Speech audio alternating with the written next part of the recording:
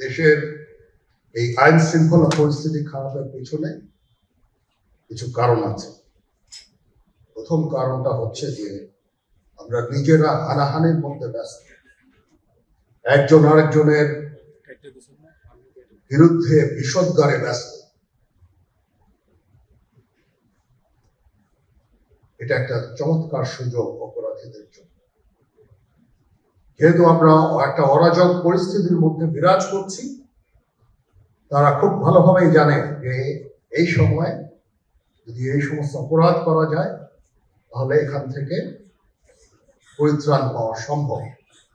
সেই কারণে এই অপরাধগুলো হচ্ছে।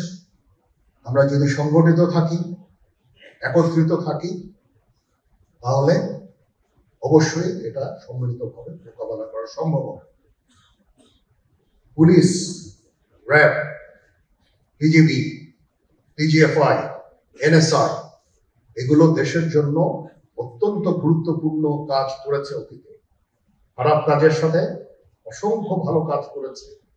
আজকে যে দেশের স্থিতিশীলতা, দেশটাকে যে এত বছর স্থিতিশীল রাখা হয়েছে, এটার কারণ হচ্ছে এই সশস্ত্র বাহিনীর বহু সেনা সদস্য, সিভিলিয়ান সবাই মিলে এই অর্গানাইজেশন গুলোকে, অসামরিক সামরিক সবাই মিলে এই অর্গানাইজেশন গুলোকে এফেক্টিভ রেখেছে।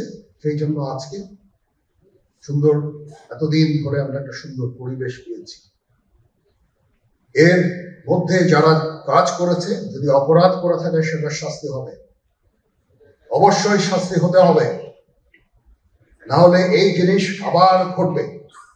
আমরা সেটাকে বন্ধ করতে চাই চিরতরে, কিন্তু তার আগে মনে রাখতে হবে আমরা এমন ভাবে কাজটা করব এই সমস্ত অর্গানাইজেশন গুলো যেন আন্ডারমাইন না হয়। আজকে পুলিশ সদস্য কাজ করছে না, একটা বিশাল বড় কারণ হচ্ছে অনেকের বিরুদ্ধে মামলা, অনেকে জেলে। RAB, BGB, DGFI, NSI panic, বিভিন্ন দোষারোপ, গুম ইত্যাদি তদন্ত চলছে।